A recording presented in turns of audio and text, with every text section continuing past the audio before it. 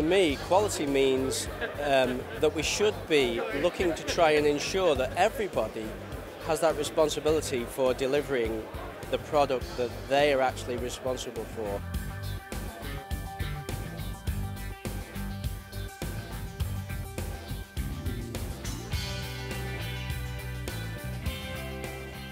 I'm going to give you 4 stories, 3 of which I've experienced personally, 1 of which I haven't, from people who I believe exhibit the bold type of quality leadership that I'm talking about. So the scenario is this. I'm at the time working for an organisation called Fujitsu. It's a global IT organisation. And I don't quite know how this happened to me, but I was lucky enough to get on a management training course that was in California. So it's Sunday evening, we're meeting each other for the first time, and the person who organised the event said, "I've got a bit of a treat for you guys. We've got a rather good speaker this evening. We thought it would be useful to have something that wasn't specifically related to the course, and so you're going to have a presentation by a guy called Ben Zander." Ben Zander is both a management speaker, but he was also at that point in time the conductor of the Boston Philharmonic. So he conducted an orchestra, and quite often he played in the orchestra, played the piano, as well as doing the conducting, and he was a management consultant and a writer, so quite a complex guy. So Ben comes in and he has a lot of points in his philosophy about management, but one of the most important ones that he had was always, always, always treat people as A-class students. About 1 minute into it, he went, "Where's the piano?" There isn't a piano in the room. His presentation was supposed to be illustrated by him playing Chopin's Etude in E minor. And this is what he did. Chopin's Etude in E minor, I'm sure you all know it, and basically started just doing this, and occasionally did da da da da da da da da da da. So this went on, and the lack of the piano came a bit embarrassing, but we got the point about A-class students, and then we all had dinner with him. But at this dinner with Ben Zander, Matty is like this all the time with Ben, and Ben is looking very, very, very worried. And we're in the bar afterwards. We said, "What did you say to him? You know, at dinner, you kept talking to Ben Zander and you didn't give him a chance to say anything. What were you saying to him?" And he said, "What I said was, how dare you come and talk to us about treating everyone as an A-class student and expecting everyone to give their best, when you couldn't even be bothered to check whether Berkeley'd sent the piano. And none of us really got your presentation because you couldn't have gone to the effort. You didn't go to the effort of making sure everything was as it should have been." So we had the week in Berkeley, and on the Friday afternoon we were given a treat. We had an afternoon off because we'd been such good students through the week, and we were sent to somewhere in San Francisco called the Ideas Factory. So partway through the afternoon, completely unexpectedly, door opens, in walks Ben Zander, and he says, "Ladies and gentlemen, Chopin's Etude in E minor." Sat down at a piano this time, played it and said, "Thank you very much, that's what you deserved," and then walked out. And what we found out afterwards was that he had flown from Boston to San Francisco to play a 3.5 minute piece to 20 people who he was never going to see again. And he did that because of the challenge that he had had and the challenge on his integrity.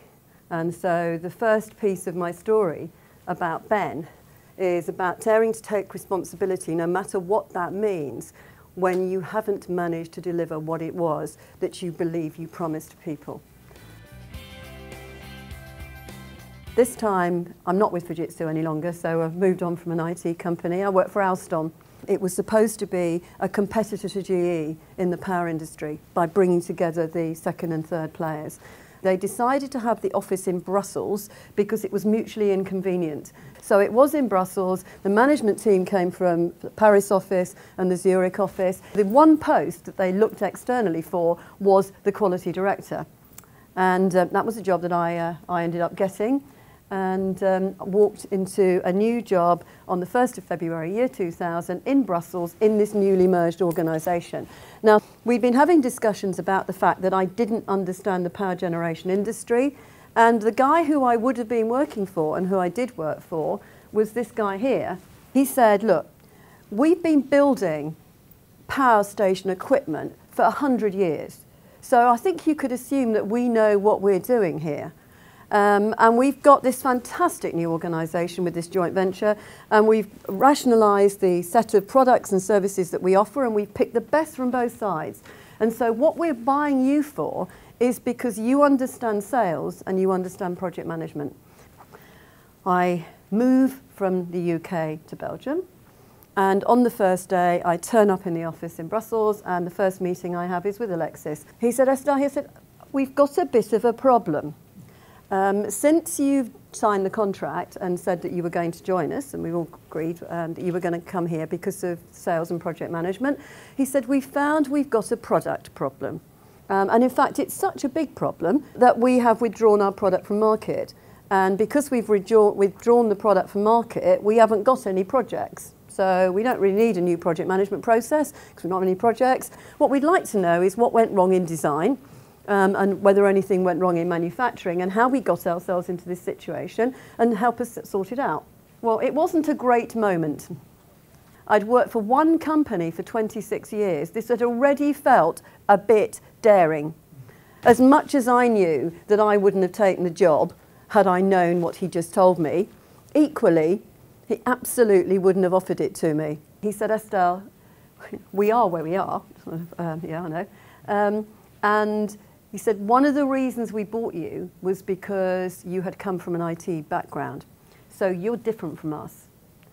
And you do see things differently because you've come from a different industry. Could you just try to not jump in our fat and see whether that difference can help us out and get us through this? And it suddenly occurred to me I did know how to tackle it, because one of the skills that we've got is we know how to define a problem. We worked on it, and I stayed in that organisation, and throughout the time it took to get that problem solved, which was the best part of 3 years, that guy never wavered from giving me his complete trust, no matter what it was that I said we needed to do. In the IT industry, the problems wouldn't have been as long, or wouldn't have been as expensive. When I did understand, I just thought that the trust that he gave was even more outstanding and phenomenal. And I don't quite know why he did it, but I think there's a lesson to learn there. We've been given this job in order to shine, because the quality professionals are the people in the organisation that can help move the organisation forward. If we don't dare, who in the organisation is going to? Given we are the people who can see that mile wide, and we are the people who can see that mile deep. I think that the job that I've got, the profession I'm in, is the best one in the world. And I just like everybody who works in this profession to feel that it is the same way. Thank you. I think Britain as a country has a long heritage in quality, and has been at the forefront in moving quality forward, and that's why we should celebrate it.